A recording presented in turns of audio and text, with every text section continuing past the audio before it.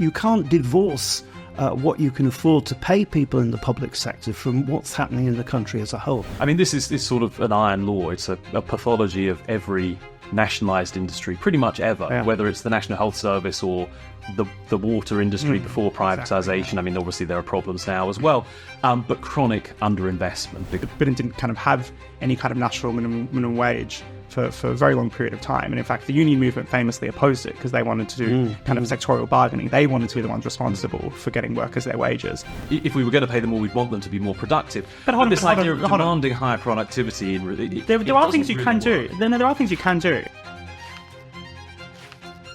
Hello and welcome to the Institute of Economic Affairs podcast with me, Tom Clougherty, my co-host, Matthew Lesh, and joining us on the podcast this week, the editor of Economic Affairs, Len Shackleton. Our goal is to bring you a public affairs podcast with a difference. We want to go beyond the shallow political commentary and superficial analysis you'll get elsewhere, and instead dig into the deeper principles and bigger ideas that classical liberals should care about. On the podcast this week, we're going to be talking about the government's plans for labour market regulation, about the public sector pay settlement and its broader fiscal implications. But first, we're going to talk about that £22 billion black hole that Rachel Reeves, the Chancellor of the Exchequer, claims to have discovered this week in the public finances. I'm not so sure. My view on this is that everyone knew the state of the public finances. They might not have known the specifics, and I think those specifics, whether it's on asylum hotels or whether it's on public sector pay or whatever, it gives the government plausible deniability, things to point to that can say, look at this, we didn't know about it, and maybe this justifies some tax increases later in the year. Nevertheless, I think pretty much anyone who's been looking at the public finances, whether it's us, whether it's the Institute for Fiscal Studies, or whoever, would have been able to tell you that the pressures on the last government's spending plans were extremely tight, and Labour was bound to encounter precisely the things that they are now deeply surprised to have encountered. Well, there we go. Matthew, what do you think? Is my analysis fair? Look, I do think that analysis is really broadly correct.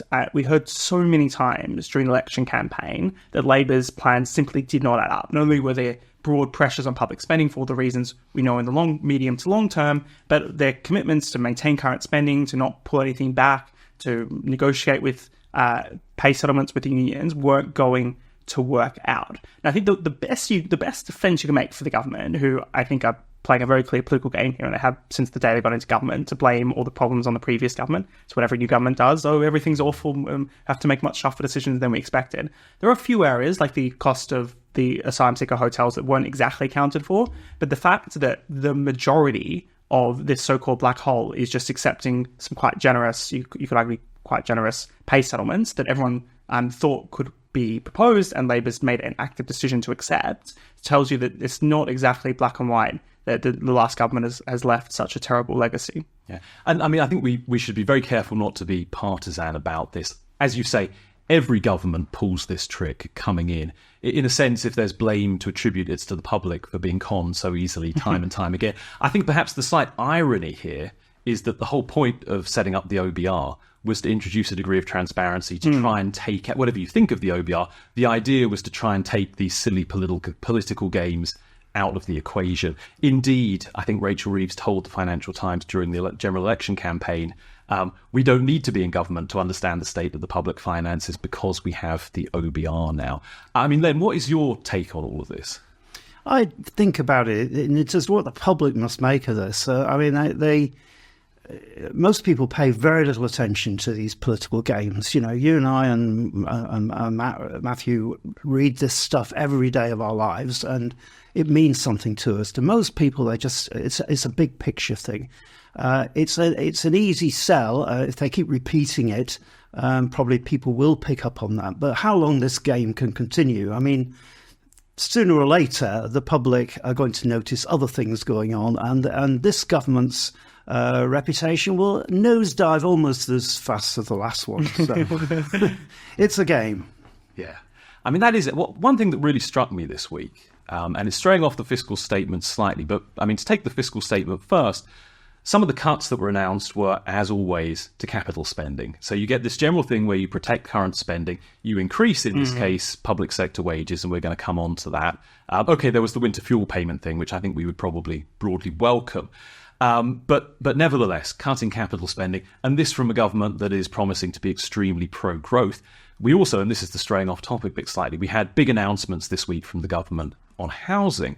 And I know we've talked about on this podcast before, the one area where we probably have big hopes for this government is on getting Britain building.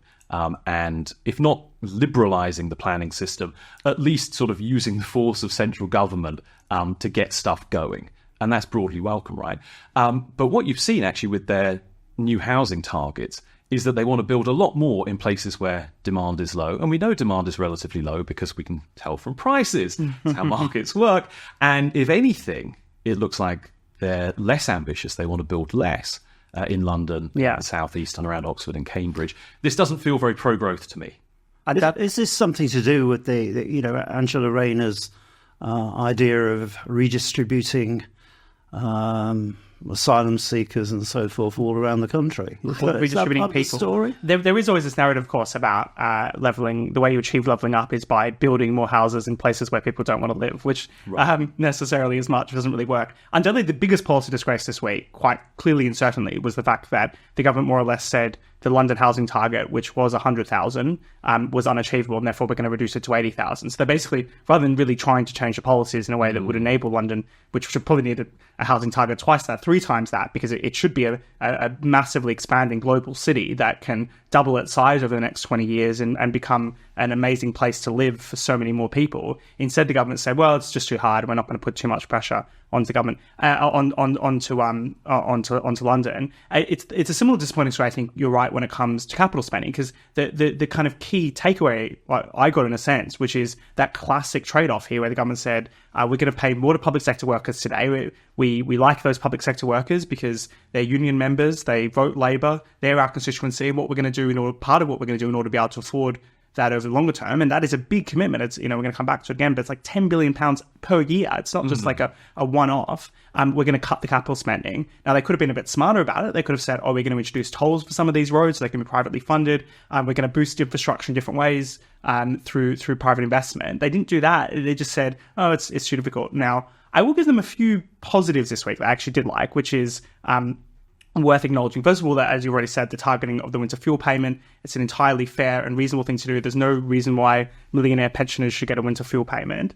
The other part of it I quite liked as well was actually cancelling the adult social care cap. Again, there's no reason why millionaire pensioners should have the cost of their social care capped. Now, you still need to reform that system in different ways, but I thought those were fair changes. I also thought getting rid of the advanced British standard probably makes sense. There was no need to do another big transformation of the school system. It was unclear what Rishi's plans from October last year were going to achieve. I think some of what they've done here in terms of cutting spending, there's also the classic, we're going to have efficiency savings within departments, so that's all fine. Yeah. So some of that's good, some of it's bad, it's a roller coaster of emotions, I guess. And I think we shouldn't fall into the trap of just kind of aggregate thinking.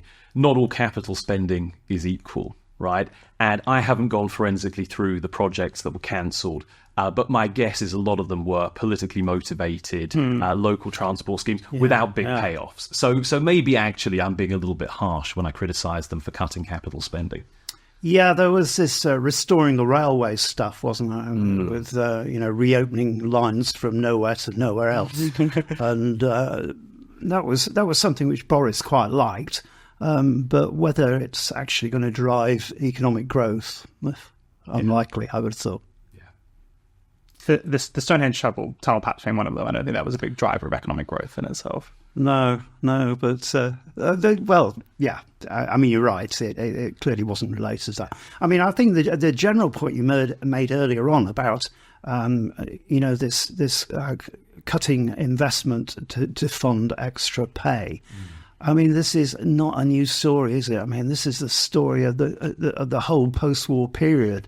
It's much easier to cut back on investment than it is to cut back on current spending, and that's why I hope they won't go too far down the nationalisation road with the railways. They must find some way of bringing in private investment, because if you just rely on public investment, it will always be sacrificed to giving ASLEF members a bit more money. Yeah. I mean, this is sort of an iron law. It's a pathology of every nationalised industry, pretty much ever, whether it's the National Health Service or the water industry before privatisation. Exactly, I mean, obviously there are problems now as well, but chronic underinvestment, because once these become political decisions rather than economic ones, it's always easier to defer the investment, to defer the maintenance for another year, and keep people employed, or keep bills down, or fares, whatever it is. And that frankly is one of the huge problems that we have in the National Health Service. And so we've seen it again this week, right? Not necessarily with health specifically, capital spending going down, so that government can boost public sector wages, short term over long term. Why don't we move on to that topic now? Matthew, I mean, do you want to fill us in on the details here? So, of course, as already discussed, the single biggest part of the so-called black hole is the government's decision to accept the recommendation of the public sector pay review bodies, which was for a 5.5% increase, as well as striking a deal with the junior doctors for a 22% increase over a few years. That counts for something like 11 or 12 billion pounds. Len, you've followed this debate very closely. I mean, what you make of these settlements? The junior doctors one, I think, is the worst of them in a sense. I mean, as usual, they don't spell out the extras on top of that. The very generous pension contributions which employers make, which boosts that 22% or whatever it is. You could add really 4 or 5 percentage points onto that when you think about the real cost of it. And this isn't taken into account. You know, this ludicrous comparison the junior doctors put out about baristas earning the same as junior doctors is nonsense. Junior doctors have a regular career structure. They're going to be earning a lot more in the future, and all the time they're getting these extras added on. So I think that was a really bad start, really, to things on the labour market front. I just get the feeling that these people have never been in government, you know, no experience of this. I was saying the other day that during the winter of discontent, Keir Starmer, who's the oldest of the cabinet, I think, was a 16-year-old, probably working in his father's tool-making factory or wherever he was. And, they had no experience of this kind of stuff. And the impression you get is they just think, it would be nice to the unions and it'll go away. But they won't. They'll be back for more. It's the Danegeld all over again. I have, to be honest, slightly mixed feelings about the doctors' pay in particular. Well, doctors are nice, yes. Well, doctors are nice. Trade drivers are much worse. No, but I think my point here would be that, okay, on the one hand, right, doctors probably are underpaid relative to doctors in other countries, relative to how doctors would be paid in a free market. Obviously, it's hard to determine that. It depends how pure a free market we're talking about. Doctors are underpaid in Africa, right? Or, right. You know, I mean, you can't divorce what you can afford to pay people in the public sector from what's happening in the country as a whole. And the reality is our GDP per head has been falling. Our GDP generally is just about ticking over. We've got a heck of a lot to have to spend money on in this country, and doctors, I'm afraid, have to take a hit like everybody else. I'd probably be more comfortable as well, by the way, with these kind of pay increases if we had a true sense of productivity increases. Yeah, and this is the essential problem here at the heart of it, which is there doesn't seem to be any expectation in these pay settlements for improved processes that it could actually make them affordable to public. And this has been the real core issue with the NHS over the last 5 years under the Tories, of course, which is that they've just ploughed tens of billions more per year into the system, and the amount of actual operations have barely gone up. So if I would be very happy to see doctors getting higher pay if we could get some kind of exchange in terms of their working practice. What you got here instead is basically, and this is what I think you're getting to, Len, you've got this signal that's been sent, and in fact there was a leaked WhatsApp message from one of the leaders of the junior doctors unions, I believe, basically saying, well, we accepted this one. It wasn't the 35% we wanted, but, you know, Labour's in a very powerful position. They won't be in a year's time. We can start striking again. So that's the point you just made. It's like they're going to cut. The Labour thinks, this is government's great. It's really easy. You just give people what they want, and they'll be happy. We'll just accept all these pay increases. Do what the unions want. It'll be fine. Well, in a year's time, they're going to have exactly the same fiscal constraints the Tories had, and they're going to have doctors striking again. And they're not going to be able to. I mean, maybe they will. Maybe they'll just tax everyone else a bit more, or borrow a bit more. But it's not clear how they're going to be able to deal with that situation and how they're going to be able to continue to play nice with the unions. So the one thing I do think here is that it's tempting to blame the doctors and health professionals in general for the low productivity in the health service. And I think that's actually a little bit of a mistake, because often you say this, well, they should earn their pay increases by increasing productivity. The scope for individual initiative and the kind of things that would happen in the private sector to boost productivity in the health service, they basically don't exist. Everything is bureaucratized to the nth degree. So on the one hand, yeah, I mean, I totally buy this. We don't have the spare cash to pay the doctors more. And if we were going to pay them more, we'd want them to be more productive. But this idea of demanding higher productivity... There are things you can do. There are things you can do. For example, doctors have been pushing very strongly against this idea of kind of GP practitioners. And they've been campaigning against other people being able to do simpler tasks within the system. Now, that is not necessarily something that changes their role per se. Obviously, they're worried about it because they perceive it as devaluing what they're doing. But if someone else who with a little bit less training can do the basic tasks of prescribing certain things to people, you should let them do it. And it's a bit rich not to make an exchange and say, well, if you want the increased pay, then you have to support this and work better with your colleagues in this. Like, I don't think it is out of the question for the government to find things that they expect doctors to do in order to get the high pay. And obviously in the rail industry, we get this constantly. Like, the Elizabeth line doesn't actually need rail drivers. Let's not forget this fact. That is forgotten. They are actually automatable trains. The whole system it's a modern train system. It doesn't actually need drivers. And yet, of course, you can't do that because the unions will just go on strike forever and ever. So for me, this would be the really important point. If you're going to raise pay, it should go hand in hand with liberalising measures. And I think often, even under the last government and everything, they've said, well, we're increasing pay and there's a productivity plan to go along with it. But these are often very sort of socialistic plans. It's more bureaucracy, it's more rules and regulations. It's different ways that the centre is demanding that these people organise and work. And I think we know that's not going to do anything for productivity. I think what you need to do is maybe use the carrot of higher pay, especially over the long term, to try and get the medical establishment to back proper liberalising reforms, which would give them greater professional freedom, but also give them more accountability, subject them to more accountability, make it feel more like a market, although it's going to take a long time to get there. And of course, Wes Streeting has said some good things, relatively speaking, by the standards of British politicians, about the health service and its problems and the potential for reform. And so maybe we should be optimistic about that. But I don't think the thinking is there yet. No, nor do I. I mean, one thing which we should think about with the public sector, of course, is ending national pay scales for things. If there is a shortage of doctors and dentists in the northeast, we should be able to raise pay in that area and not raise it in I don't know, Wimbledon or somewhere.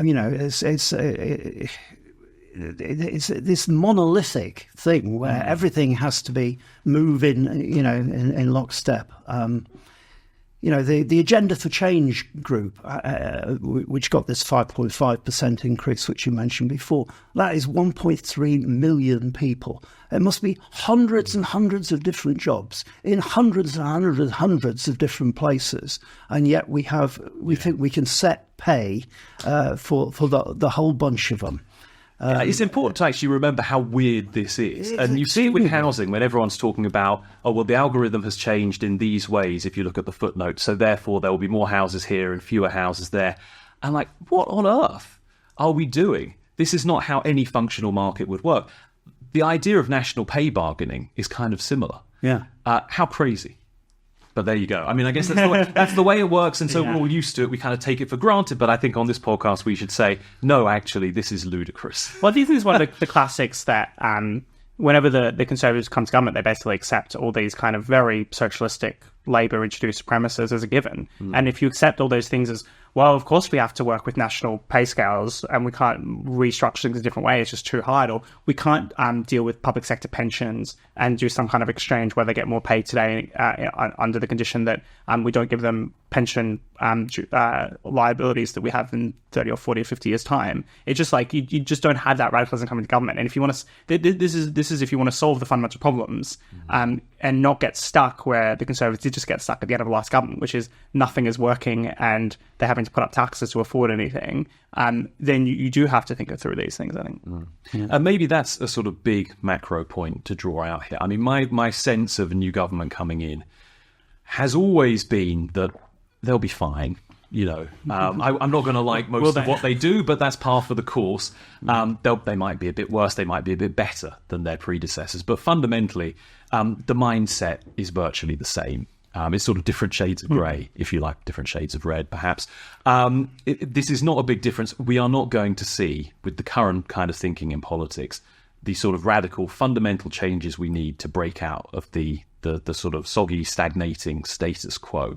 And that is going to be a huge problem for this government, I think, because they've come in talking a lot about growth and maybe taking it on faith that just having the grown-ups in charge, as it's sometimes put, and talking nicer to Europe and being friendlier to big business, maybe doling out a subsidy here and there.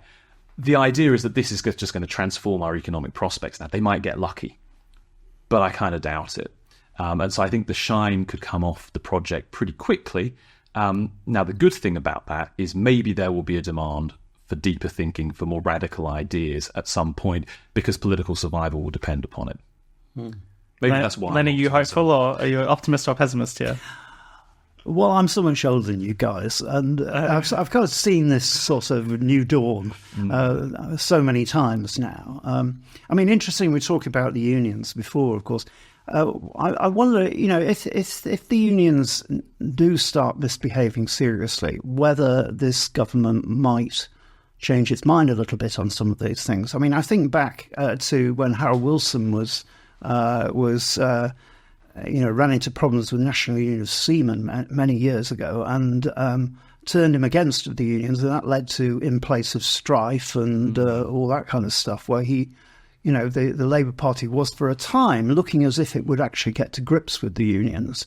In fact, it didn't. Of course, they cobbled up some solemn binding agreement or something, which Jim Callaghan brokered, and it was postponed until the Thatcher period. But maybe things move a lot faster these days. It's possible that this may happen. It's worth, for contrast, saying that in the Australian context, it was a Labor kind of Hawke Keating government that brought down the strike levels, and they did it through a kind of almost kind of socialistic, or you could argue even a corporatist or fascistic kind of national meetings between unions and big business and government. But they did use these mechanisms to try to calm down the unions at the time. It was not like beyond anything possible for a Labor government to do. It's just that I think Len, you're right. It's just that they're so disconnected from the history here that they don't understand what they're about to face. Like they just see unions good, Thatcher bad, evil, undermined unions. Let's get rid of some of the legislation that undermined the unions. And that actually might be a perfect note. It's a good segue, isn't it? To go into our final topic, which I want to have a bit of a chat through some of the broader labour market reform policies that this government's planning, because I think this is perhaps some of the biggest element of their agenda, or some of the most radical elements. And this very much began this week in a less discussed move. The Chancellor changed the remit of the Low Pay Commission formally by ending the expectation that there'd be a lower minimum wage for 18 to 20-year-olds. And they say this is, quote, part of their plan to deliver a genuine living wage. Then let's start as our labour market expert. What do you make of this kind of changing nature of the minimum wage once more?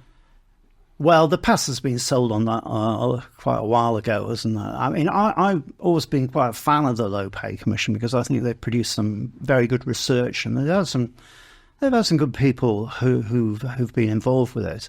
But I think George Osborne started this by introducing the national living wage without consulting the Low Pay Commission. I mean, it was extraordinary. He just brought that in just like that. Just announced the minimum wage would increase with the 60% of median earnings, kind of an arbitrary threshold, if I'm remembering correctly.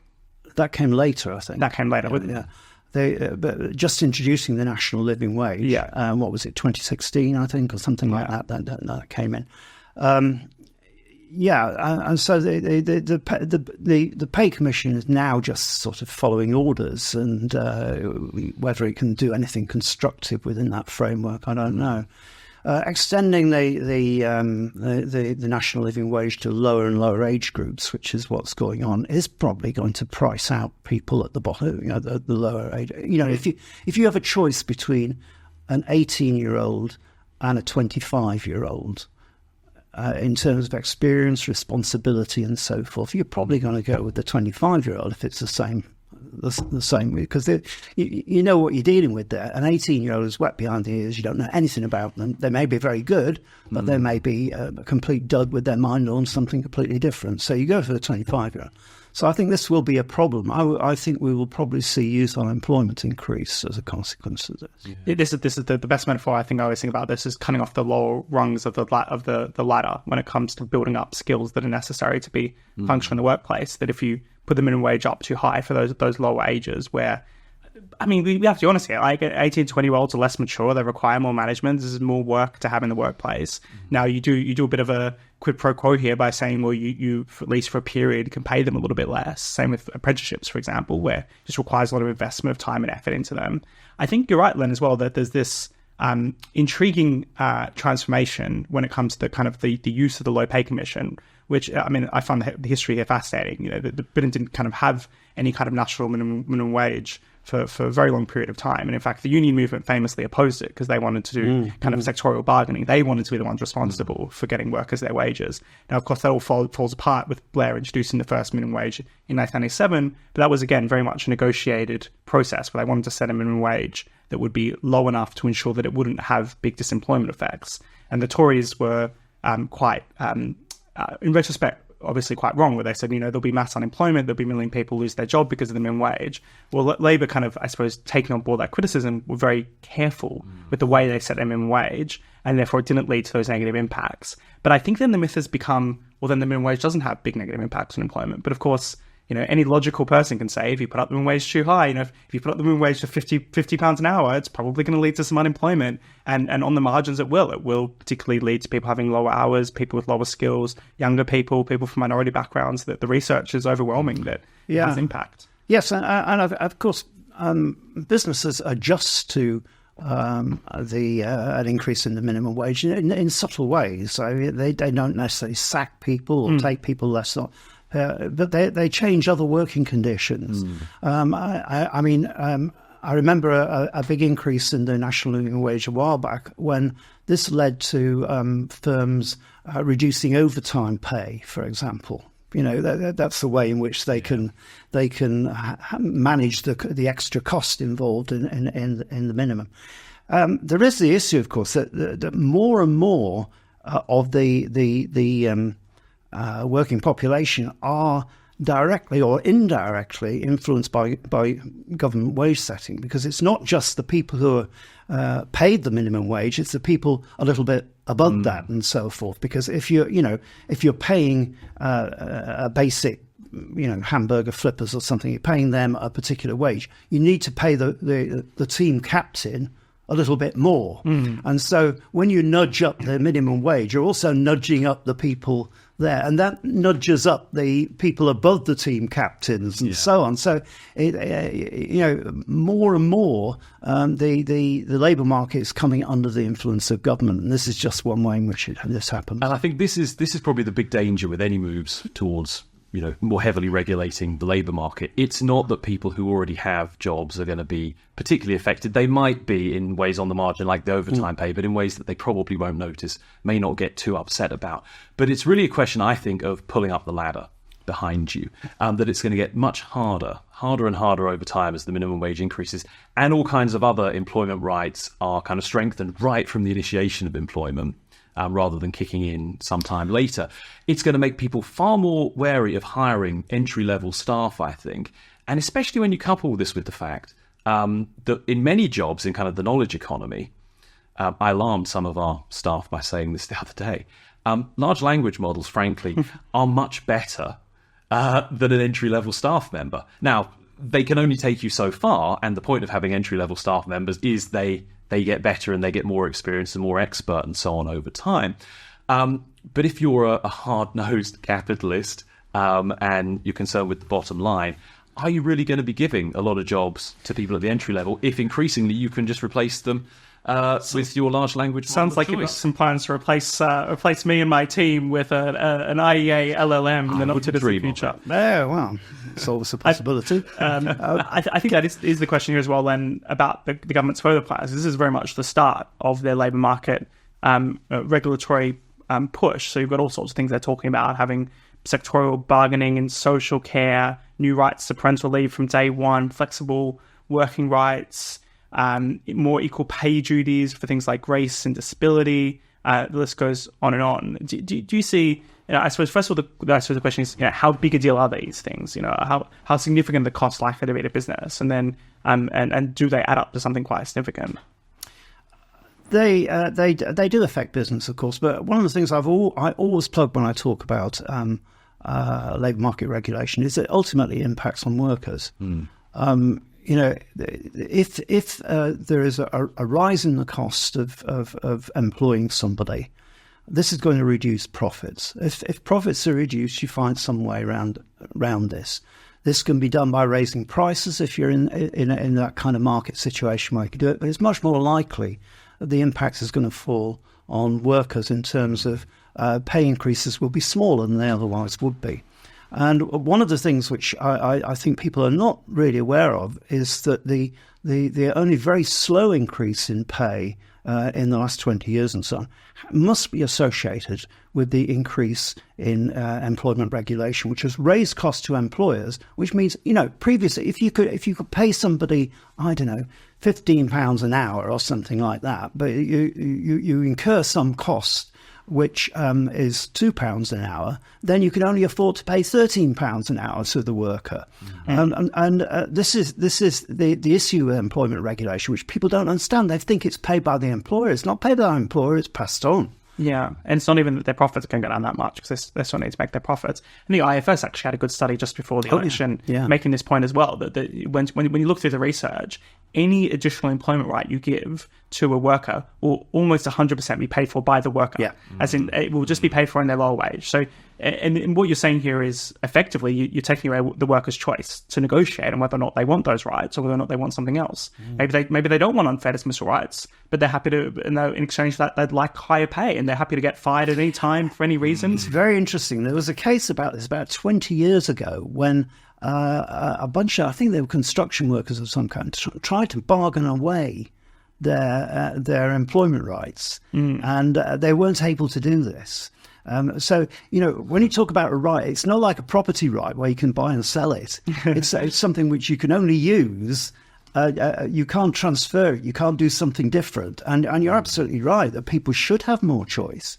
I mean, I think parental rights are probably the same. If I say I'm not going to have kids, I don't want any time for potential leave. In the unlikely event I do have kids, then I probably have to take unpaid leave or something. What is the reason why I can't negotiate any of those things and get a higher wage? Well, it's because we've said everyone needs to have the same kind of employment relationship, rather than allowing a much greater flexibility in terms of my relationship with my employer. Here's something I find interesting here. There are all kinds of things in Britain that we do pretty badly, right? Land use planning, don't talk yourself down too much. Disaster. Energy policy, pretty much a disaster. Tax, whatever. We've got all sorts of problems. The one thing that by international standards we've been relatively good on. Think tanks? Naturally think tanks, world leaders in think tanks, Len. But I was going to say, certainly in the European context, on labour markets, there are some other countries that are famously somewhat flexible on labour markets, but we must be among the best. Now, what I worry about is undermining that advantage without really improving any of the other things where we do badly. And talking about growth in the context of stagnation, this doesn't seem like a winning recipe. There was a whole literature on this, of course, as kind of like the varieties of capitalism, and it made this argument that you have an Anglo-Saxon form of capitalism that's kind of shared by US, Australia, Canada, and that they structurally take a more liberal approach to labour markets as opposed to a more continental type of capitalism that regulates them more aggressively. I mean, that literature is now probably 20, 25 years old, and I'm not sure it's that true anymore. I think just as you've said, Len, just the amount that there's more convergence into a more European style system, and not obviously partly as a result of the fact that the UK was part of the EU, but just the fact that the UK economy did benefit from that, while the German system, acted very differently with relations between unions and employers, and had a whole different structure to it. I think you're right that what gave the UK more prosperity is now being undermined. Yeah. All right. Well, on that note of unhappy agreement, why don't we draw things to a close before we all melt? Those of you watching on YouTube may have noticed this is the hottest day yet in the IEA studio. If you're just listening, I don't know whether you've heard it in our voices. Hopefully not, but we're all very thirsty at this point. Listen, thank you for joining us. If you've enjoyed this podcast, please subscribe, whether on YouTube or the podcast provider of your choice. You can find lots more about all of the issues we've discussed at iea.org.uk, and I would really encourage you to sign up for our weekly newsletter and more at insider.iea.org.uk. That is our new Substack platform. Well, until next time, thank you for joining us.